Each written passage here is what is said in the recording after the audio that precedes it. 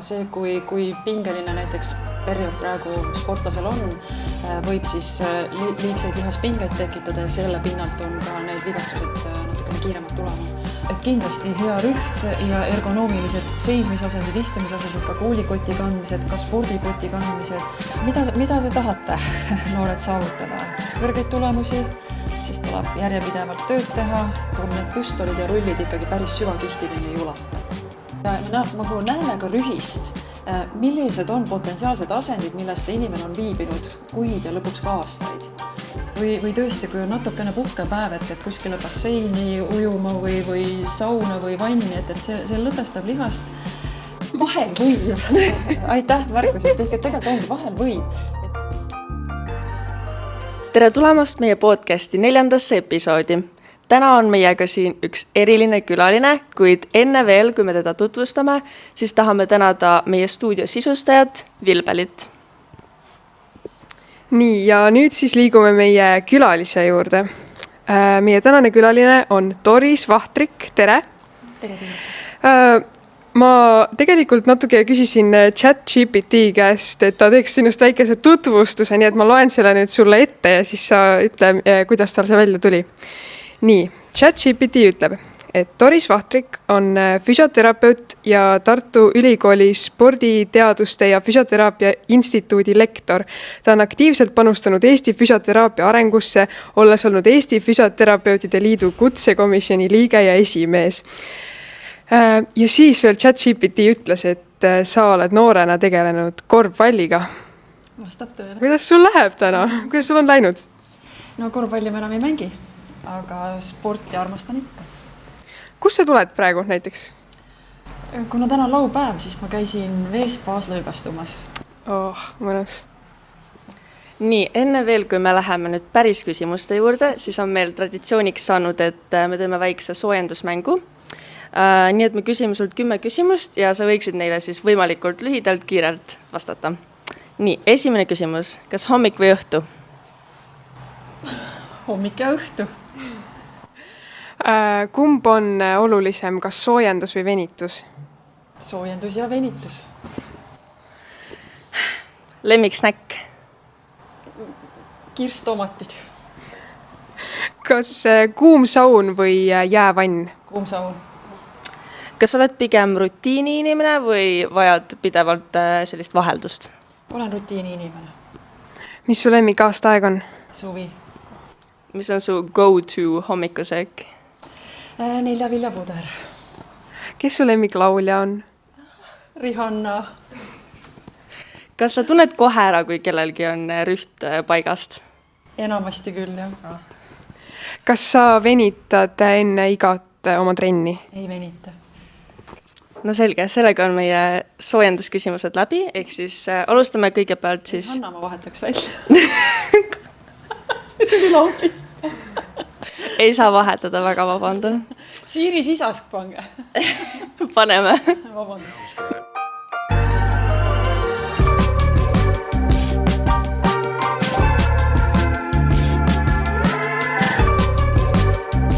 Nii, alustame siis kõigepealt natuke sinu taustast, et võib-olla küsiks sult, et miks sa tahtsid just füsioks saada või kas sa tahtsidki just füsioks saada, et jah.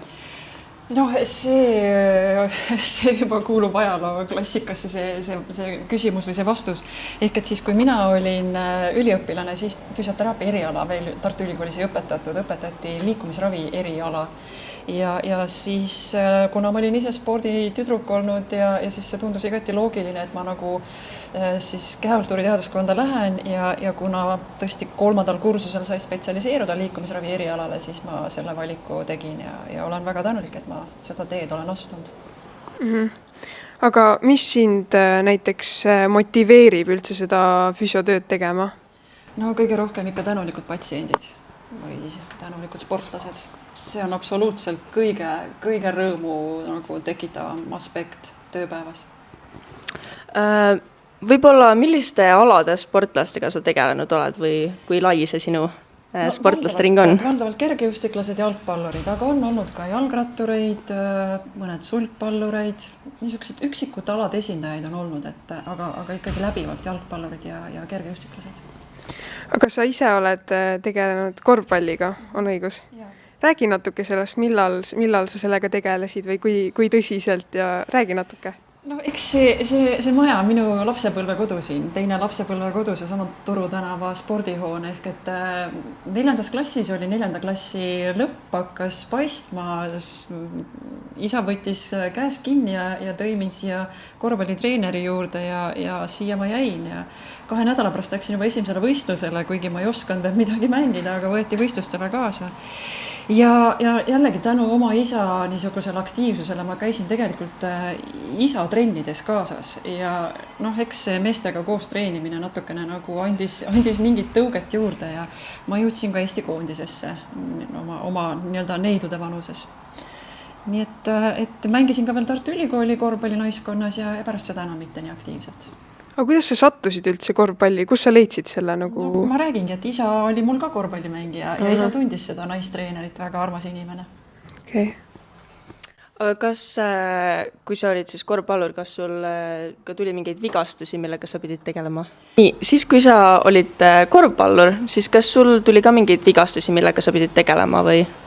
Ainus, mis meeles on hüppeliigese külgsideme vigastus ja see on tüüpiline korvpalluri vigastus ja selle ma sain, aga üsna kergesti see ka sai terveks. Et ei mäleta enam tollel hetkel niisugusi füsioterapeutilisi mõtlemisi, et kuidas nüüd sellest vigastusest välja tulla, et kuidagi ta terveks sai ja mängitud sai edasi.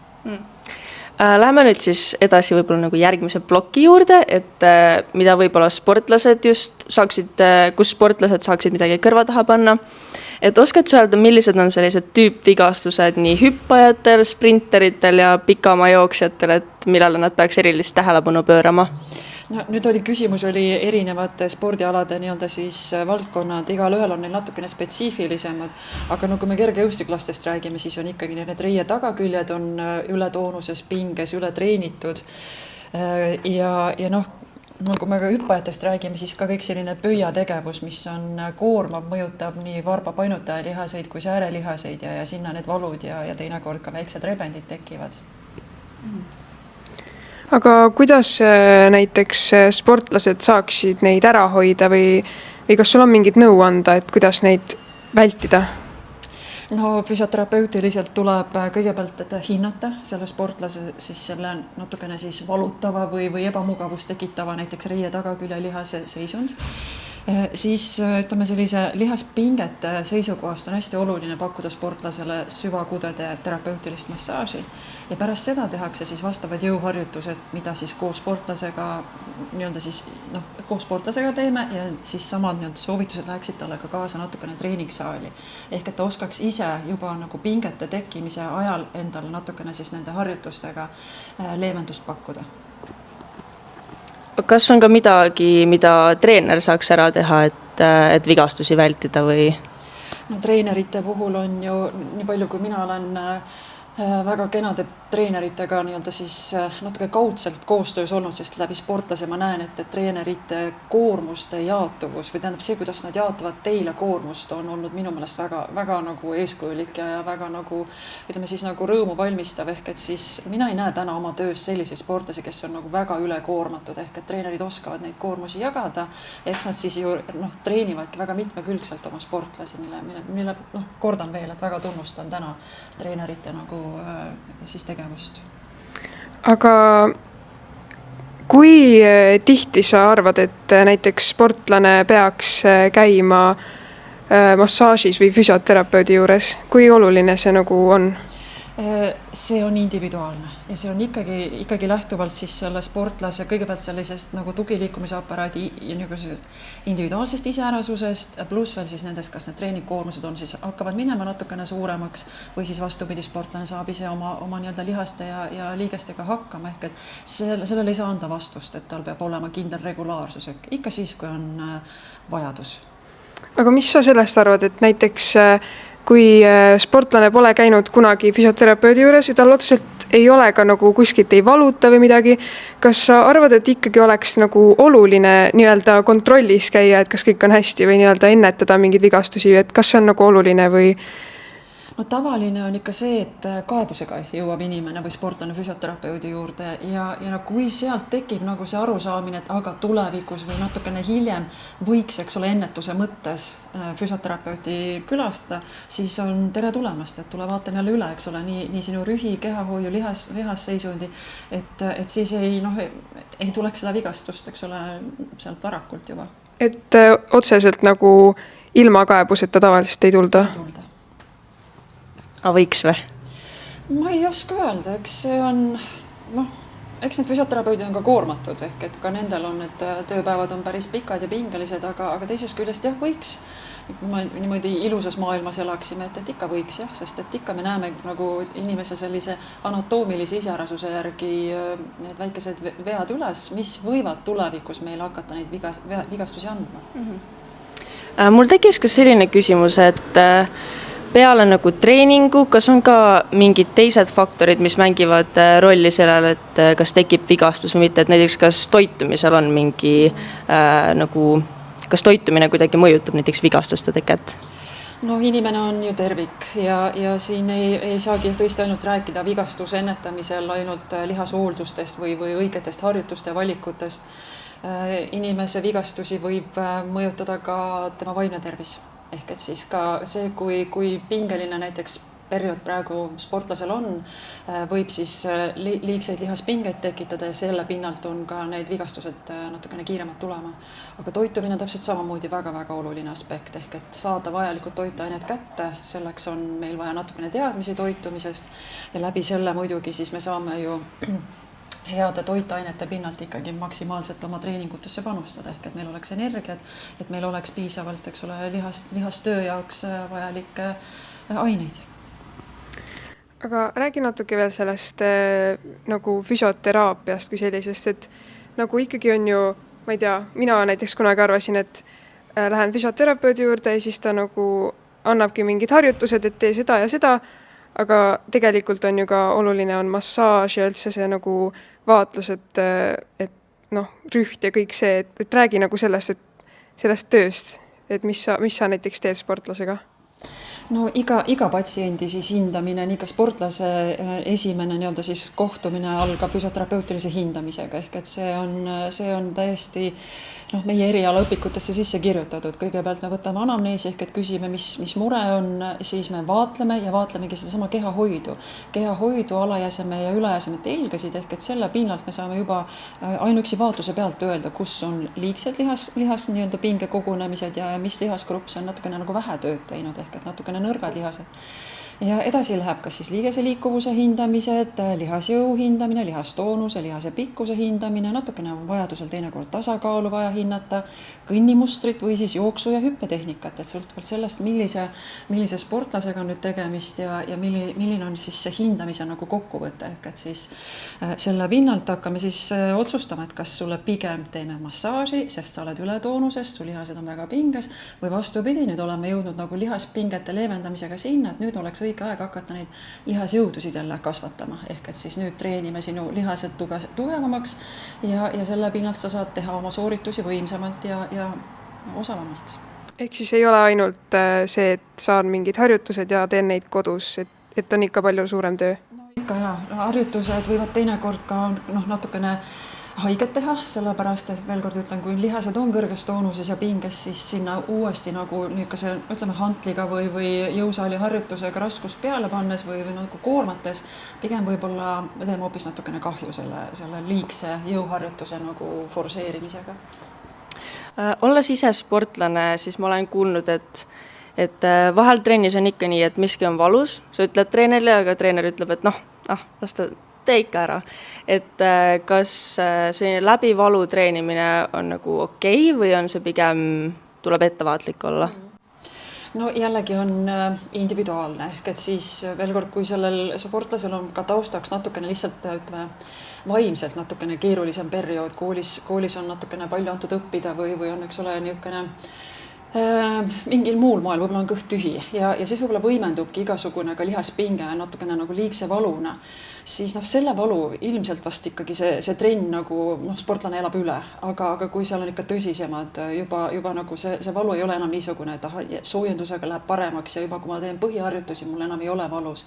Et siis ikkagi valuga ei treenita või valuga ei teha kindlaid harjutusi, mis sulle haiget teeb, sest see ikkagi näitab ikkagi selle lihaskõõluse üksuse nagu ülekoormusele ja võib-olla ka võimalikule vaikselt vigastuse riskile. Aga kuidas sportlane nagu saab aru, et milline nüüd on selline tõsine valu, milline on selline, et sellega võib nüüd edasi treenida, et ega kas tunde järgi? Ilmselt seda tunne jah, ma mõtlen nüüd praegu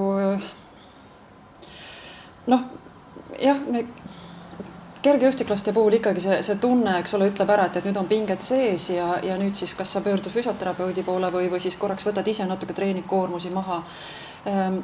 Iga sportlane ikkagi on nii palju alalhoidlik, et päris maksimumi peale ikkagi ei hakka seda sooritust tegema, kui sa tunned, et juba kisub ja juba on isegi niisugune natuke krambi tunne, et eks ta ikka tunde järgi on, aga veel kord ega ei oska ette ennustada, kuidas keegi nagu ületab selle mõistlikkuse piiri ehk et läheb see lihas ikkagi juba väga-väga toonusesse, siis tuleb selle vigastusega kuidagi ka arvestada tõenäoliselt, jah.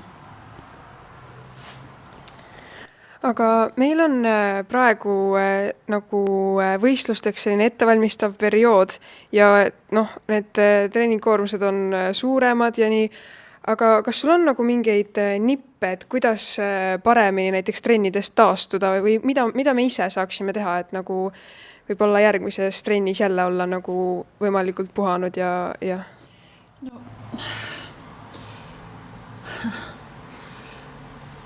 Tahaks ju öelda, et küll oleks hea pärast koormavat treeningut, et kas te lähete koju ja lihtsalt, eks ole, puhkate diivani peal või oma voodis, loete raamatut või natukene õpite midagi ja et ei oleks nagu ülekoormatud muude sotsiaalsete tegevustega või tõesti, kui on natukene puhkepäev, et kuskile basseini ujuma või sauna või vanni, et see lõdvestab lihast. Lugeda head raamatut ja natukene nagu lihtsalt rahulikumas tempos, eks ole, sellel koormaval treeningperioodil oma treeninguid teha. Ja kui on vajadus, siis tuleb ka sinna see füsioterapeutiline sekkumine ehk et see massaaž vahepeal võtta, mis aitab samamoodi need lihaspingeid ikkagi natuke kontrolli all hoida. Et sa ütled, et puhkus on oluline? Igal juhul ja mitte see, et lihtsalt... puhkus nagu selles mõttes, et sa tõesti paned jalad natukene, eks ole, kõrgemale tõstetult, on see siis padja peale või oled sa tõesti pikutad diivani peal, voodi peal, nii et sa ei ole väga palju jalgade peal ka nagu oma koolikohustustega või hobitegevustega, ma mõtlen mõnda muusikakooli või mingid muid tegevusi, et kui on puhkus, et siis on puhkus ja selle järgselt nagu võiks nagu seda tunnetada, et aga ma lasengi, lihased on lõdvestunud ja ma saangi korraks, eks ole, endal niisugused väiksed pinged välja, et ka nagu ütleme, nagu ka käsuga ehk et mentaalselt ma saan tegelikult tunda ennast lõdvestunult ehk et tunda ennast lihaste seisukohast, eks ole, hästi. Ma hakkasin just mõtlema, et ma olen hästi palju kuulnud sõna aktiivne puhkus, ehk siis kui ongi näiteks puhkepäev ja sportlane teeb mingit joogat või sellist asja, et kas see läheb ka selle puhkuse alla või see ikkagi ei ole päris, et võiks ikka päriselt puhata?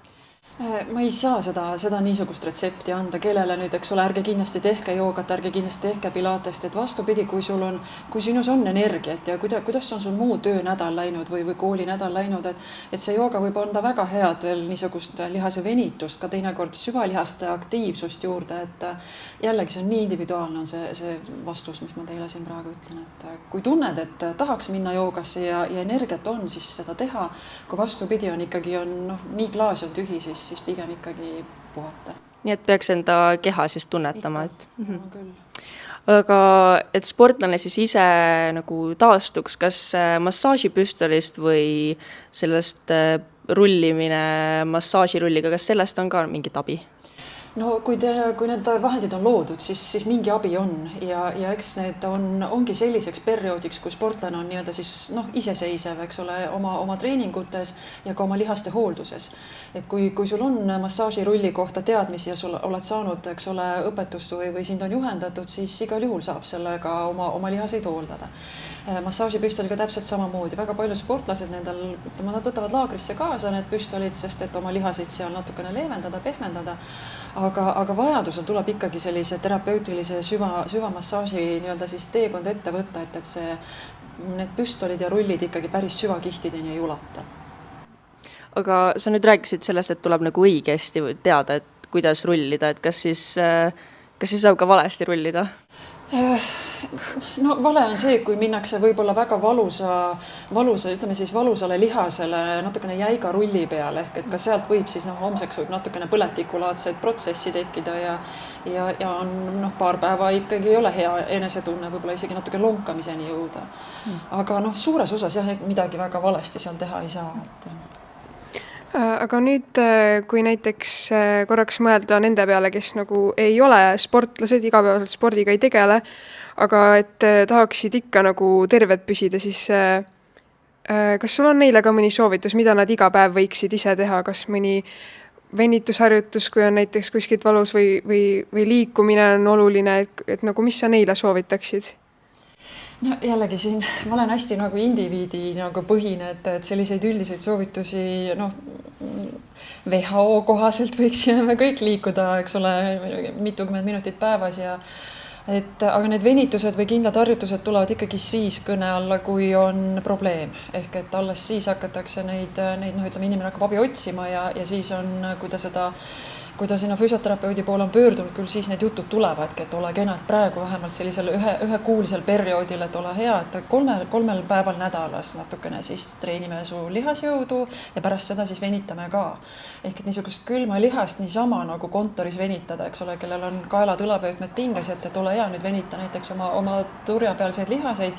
Seda võib teha, aga sellel ei pruugi olla nagu head efekti, sest et me peame vaatlema ka selle kontoritöötaja kehahoidu ja veel kord oluliselt targem on venitada pehmet lihast või pehmemat lihast, mis tähendab seda, et tal peab olema eelnevalt tehtud kas soojendus või siis eks ole olema heas kehahoius ehk heas rühis, mis tagab paremad ja pehmemad lihased.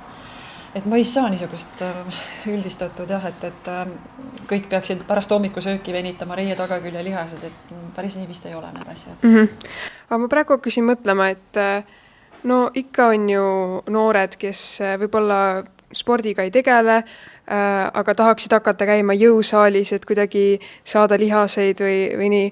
Et mis sa arvad, kui kasulik või kas on ka kuidagi võib kahjulik olla, kui ma olen noor, ma ei tea tegelikult mitte midagi spordist, jõusaalist rääkimata, lähen esimest korda jõusaali ja teen seal mingeid kangiga harjutusi, mida ma TikTokist nägin.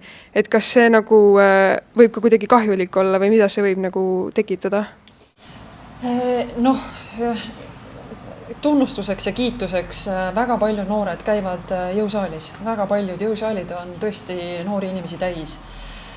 Ja jah, võib ikka kahju teha, kui on selline, sõbrapoisil, eks ole, on väga ilusad lihased ja ma tahan ka selliseid ägedaid biitsepseid ja rinnalihaseid saada, aga ta ei arenda oma koormuseid astmeliselt või ehk et ei lähe nagu nendesse koormustesse nagu järk-järgult.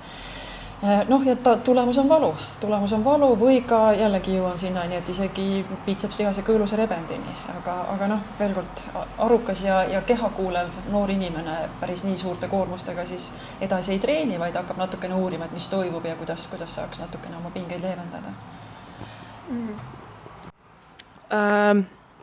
Ma mõtlesin sellist asja, et kui tekib nüüd olukord, et füsioterapeut soovitab pausi, et sportlane võiks teha sellise pausi või nagu kergemalt võtta, aga treener tahab ikkagi täie rauaga edasi panna, et mida sellises olukorras teha või kuidas sportlane käituma peaks?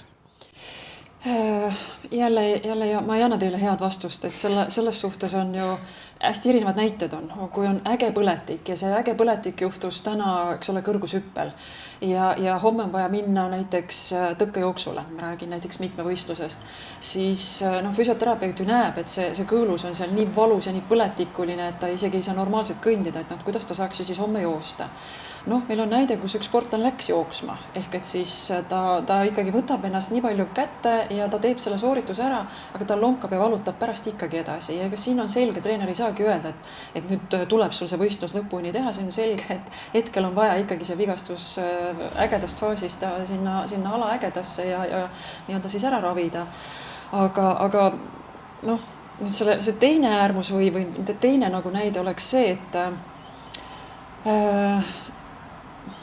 tahaks öelda, et füsioterapeutiliselt, kui on niisugune ülekoormussündroom sportlasel, siis seda saab ravida jooksvalt ka treeninguid jätkates. Ehk et siis ei pea seda pausi tegema. Juhul, kui ei ole tõesti see täna juhtus ägenemine või luumurd või eks ole mingi rebend, siis on selge, siis ei saa seda treener ka nõuda mitte. Aga muud ülekoormussündroomid tegelikult saab ka treeningute käigus ravida.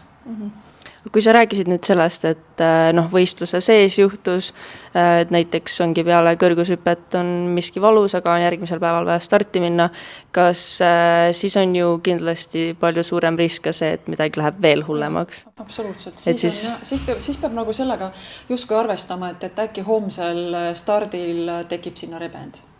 Okay.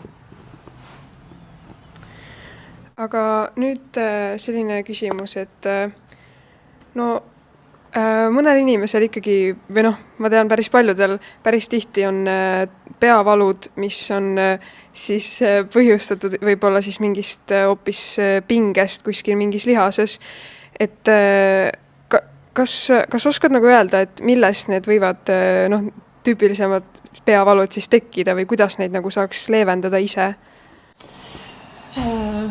Peavaludel, muidugi need põhjuseid on nüüd erinevad, üks on, mis tuleb lihaseliselt, üks on selline lihaspinge, mis on juba mõjutab lülisamba kaelaosa, nüüd ma lähen natukene liiga teoreetiliseks füsioterapeudiks. Meil on, kui me räägime ikkagi pinge peavaludest, siis valdavalt on probleem ikkagi meil kaela-õlavöötme lihaspingetes ja see mõjutab ka ühel päeval siis seda kaela liikuvust. Põhjused on erinevad, põhjused on halb kehahoid ehk et siis rühihäire. Kindlasti on põhjus, kui rühihäire meil on, siis on kindlate lihasgruppide lühenemine ja ületoonus ja teiste lihasgruppide nõrgenemine ja mitte nii palju kaasatöötamine.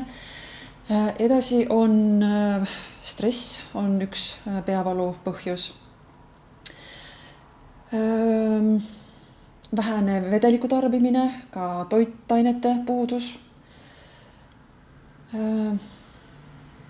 Jah, ikkagi selline päeval liiga palju tegemisi, päeval liiga koormavaid ükskõik kas siis füüsilisi tegemisi, mõttetegemisi, mis ajavad reflektoorselt ka pingesse meie kaela-õlavöötme lihased.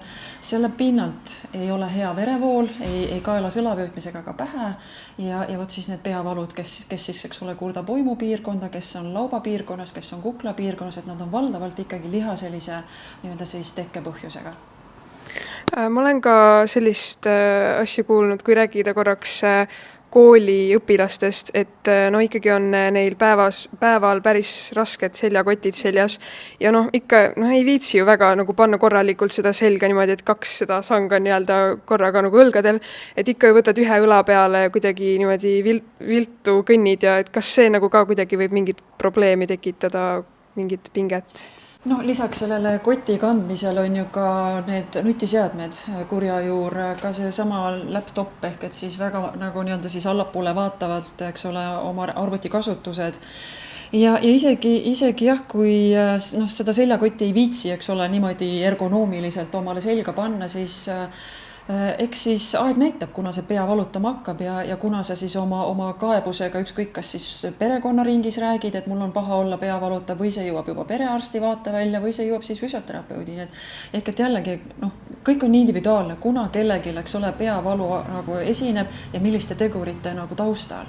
et kindlasti hea rüht ja ergonoomilised seismisasendid, istumisasendid, ka koolikoti kandmised, ka spordikoti kandmised, sest et niikuinii te teete trennis ju väga koormavaid harjutusi ka kaelal õlavöötmele, kätele, ehk et siis nagu püüda olla nagu treeningväliselt nagu ergonoomiliselt kehahoidu niimoodi säilitada, et me ei tekitaks nagu selle pinnalt peavalusid endale. Aga mis sa arvad, et kas nagu võib-olla sellepärast võib-olla ei istuta korralikult või kuidagi ongi näiteks oled telefonis nii, et pea on kuidagi alla viltu, et kas nagu see on sellepärast, et lihtsalt ei teata või siis nagu, et ma praegu ei hakka, et ma ei viitsi praegu sellega tegeleda? Jaa, on täpselt nii ongi. Ei teata, mis on ergonoomiline, mis on korrektne istumisasend, kuidas vaadata oma nutiseadet või arvutit niimoodi, et sa ei koormaks üle oma ülakeha näiteks. Ja teiseks on see, et ka füsioteraapia tudengite hulgas oleme natukene arutlenud, ütlevad, näiteks kurdab oma puusavalu ja me näeme, et seal on seismisel on nagu keharaskus on ebaühtlaselt jaotatud parema vasaku jala vahel ja ta ütlebki nii, et aga nii on mugavam. Ehk et ma olen harjunud, nii on mugavam ja praegu ei juhtu ju mitte midagi. Ja juhtugi ja ta ei pöördugi kuskile, sest et tema elu kvaliteet ei ole praegu häiritud. Aga teades neid rühihäiretest tingitud, ütleme siis neid ülekoormusvalusid või vigastusmehhanisme, siis lihtsalt meie teame täna, et ühel päeval see puus sul võib valutama hakata. Täpselt samamoodi, et kui me oleme nagu ülakehast väga kehvas asendis, siis ka siia on sisse kirjutatud peavalud ja pinged. No nüüd sa võib-olla ütled jälle, et see on individuaalne, aga kui ma küsin nagu niimoodi üldiselt, et on sul nagu mingeid soovitusi või selliseid väikseid nippe anda, et milline oleks näiteks hea istumisasend või mingeid selliseid nippe nagu anda?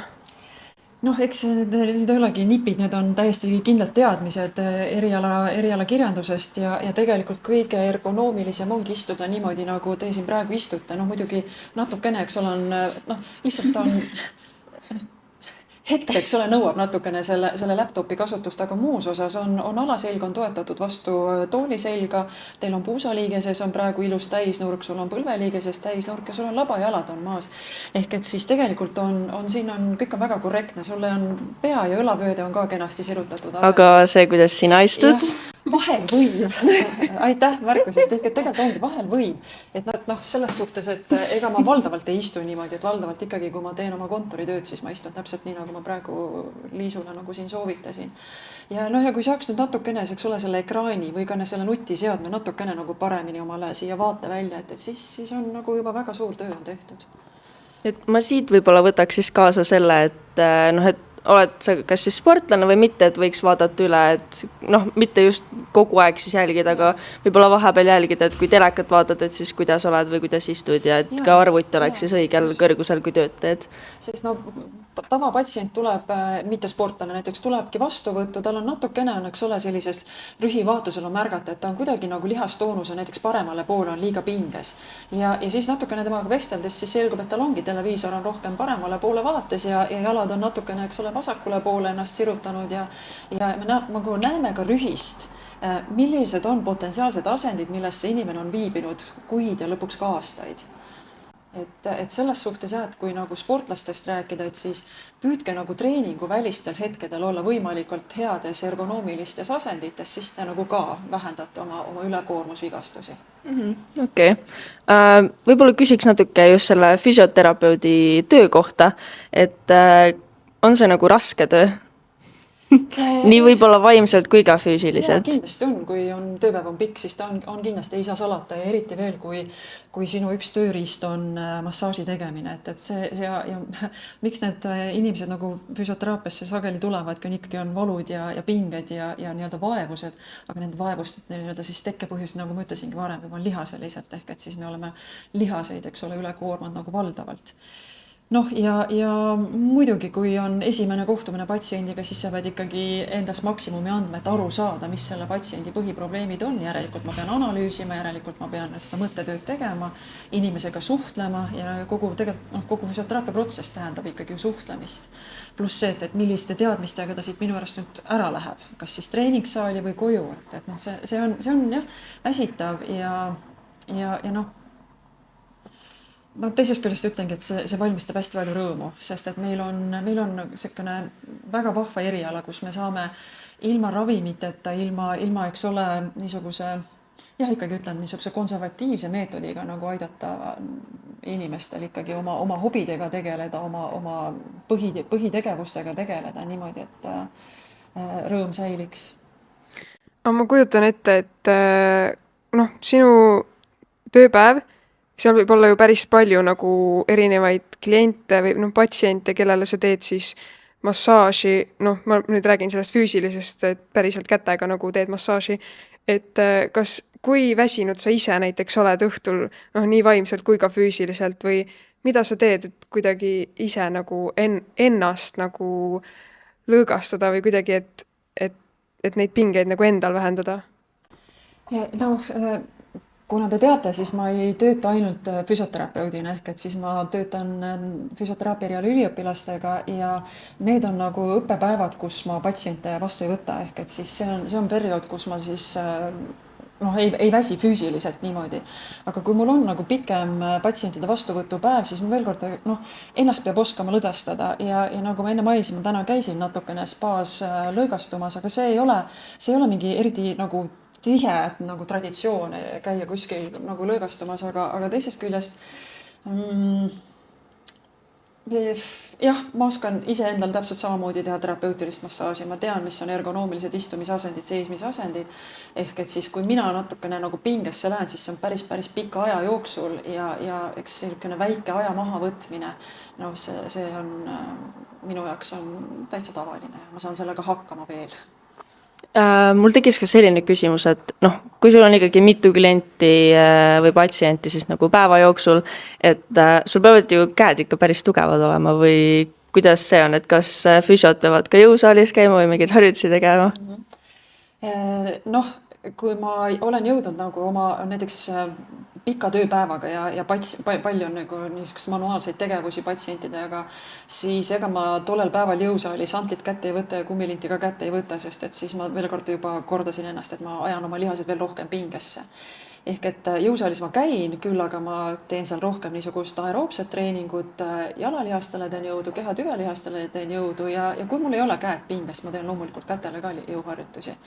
Aga jah, kokkuvõttes füsioterapeut peab samamoodi olema füüsiliselt vormis, et aidata teisi inimesi.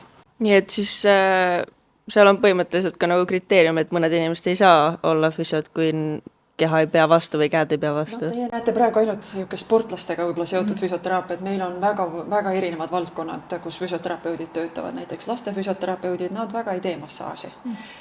Siis on neuroloogiline füsioteraapia, sisehaiguste füsioteraapia, ülivähe, kui seal on natukene sellist massaaži kokkupuudet. Ja on meil abivahendikeskustes töötavaid füsioterapeute, nii et noh, erinevad spetsiifikad, aga see, millest teie praegu arvate, et füsioterapeut peab vormis olema, eks me kõik peame vormis olema, ükskõik mis tööd me teeme, aga see ei saa olla nagu takistuseks, kui ma parasjagu ei ole füüsiliselt vormis, et ma siis ei saa olla füsioterapeut. Nii et võimalusi on tegelikult päris palju. Aga võib-olla, kui nüüd inimene tahaks ise füsioterapeudiks saada, et mis on... Kas on midagi, mida ta võiks enne teada, et mis selle tööga näiteks kaasneb või midagi, mida võib-olla eriti ei teata, mis selle tööga kaasneb?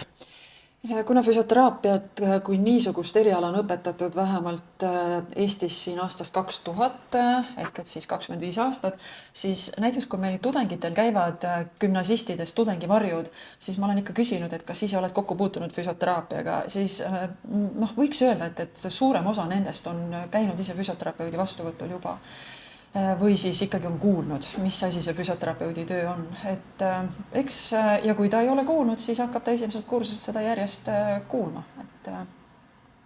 Kas Eestis on praegu palju füsioterapeute või pigem on puudus? See on hea küsimus, kuna neid lõpetajaid aastast oletame see 2000, aga enne seda olid need liikumisravi eriala inimesed ja ravi kehakultuuri instruktorid. Ehk et neid inimesi siin Eestis on palju, kes on lõpetanud need erialad. Ma ei oska öelda, kui on puudus, siis siis võib-olla pigem nagu rahaliste ressursside tõttu, et eks need füsioterapeudid, kes on kooli lõpetanud, töötaksid küll hea meelega sellel erialal, aga pigem võib-olla ei ole nagu ütleme siis seda palgafondi mingites riiklikes asutustes nii palju või siis erapraksistes on rohkem ja füsioterapeutide arv on järjest suureneb. aga kui nüüd näiteks keegi mõtleb, et kas saada füsioterapeudiks või kas tahaks saada, võib-olla isegi keegi kuulajatest mõtleb, et kas võiks füsioterapeudiks saada, siis kas sa soovitaksid seda pigem või jah? No kuna ma ise selle eriala inimene olen siis ja tudengitega päevast päevaga kokku puutun, siis igal juhul ma soovitan, et see on eriala, mis võimaldab anda teistele inimestele elukvaliteeti ja veel kord see on suurim ja see on ülim oskus, mida saame, eks ole, pakkuda teistele. Need teadmised iseendale samamoodi. Kui meil on siin üks vaataja, kes on selline tabelite armastaja, siis mis oleks võib-olla miinuste lahtris ja mis oleks plusside lahtris selle töö juures? Miinuse lahtris ma ei oska küll mitte midagi anda. No nagu kui siis võib-olla see tõesti, et ta on füüsiliselt kurnav, aga no siis tuleb osata neid taastusvõtteid enda peal. Plussi lahtris on nii palju neid aspekte, tõesti. No sina oled küll ka ülikoolis õppejõud, aga kui võtta ainult see füsiotöö pool, siis kas seda sellist kontoris istumise tööd nagu pigem sul ei ole, et on ainult selline aktiivne? Ei, kontoritöö on ikkagi täiesti olemas, sest et ma pean minema ettevalmistunult üliõpilastele praktikume läbi viima, loenguid läbi viima, ehk et võib-olla need väga tõsised ja väga-väga pikad tunnid nagu ütleme siis õppetöö ettevalmistuseks on jäänud natukene mõned aastad tagasi. Et hetkel on ikkagi päris palju õppematerjali on ette valmistatud ja läbi analüüsitud, aga loomulikult, et olla jälle värsketega kursis, värske kirjandusega tuleb ikkagi aeg-ajalt istuda. Mitte aeg-ajalt, tegelikult ikkagi päris ikka igal õhtul vaatan uuesti arvutist ükskõik, kas siis, mis ma homme tudengitele räägin, oma enda materjalid või siis vaatan natukene teaduskirjandust. Aga kui me nüüd jätamegi selle nagu ülikooli või selle õppejõu poole välja, et kui ainult seda füsioterapeudi tööd võtta, kas siis on ikkagi kontoritööd või siis kontoritööd nagu ei ole?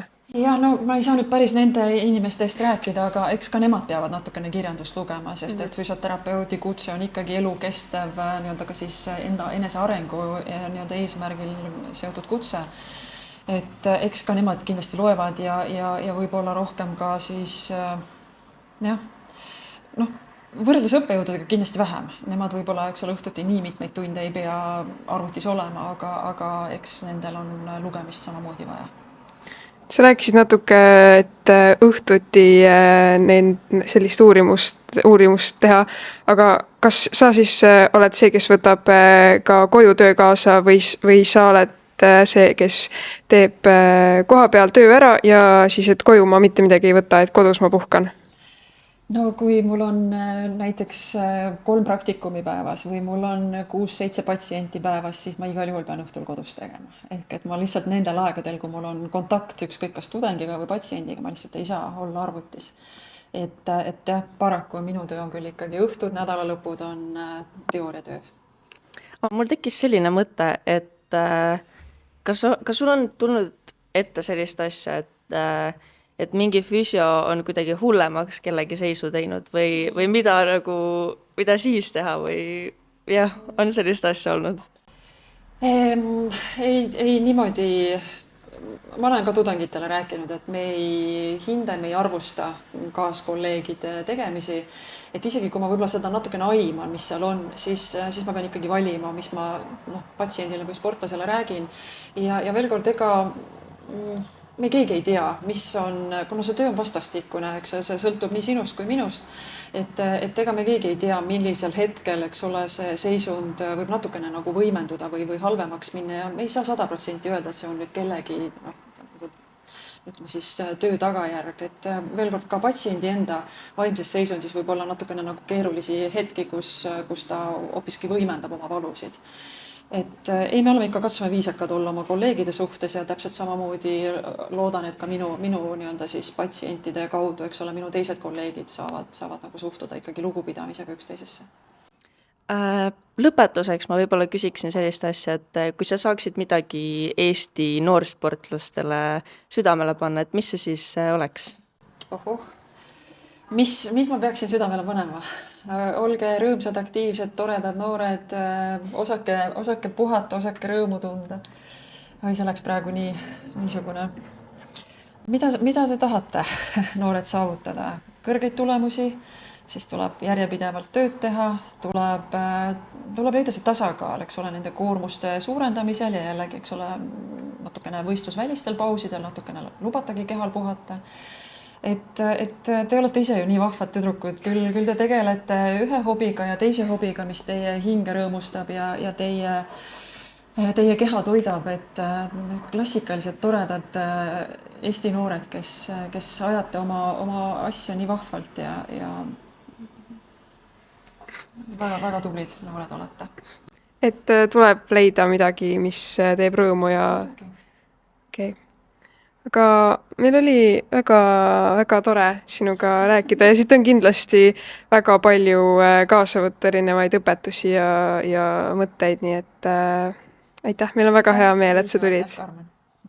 Ja aitäh, ma ka kindlasti sain siit päris palju asju, mida kaasa võtta. Kas või see, et lihtsalt igapäevaselt vaadata, et kas mul on see arvuti õigel kõrgusel, et ma ei vaataks kogu aeg nii, et jah, suur aitäh, Doris! Aitäh, tüdrukud!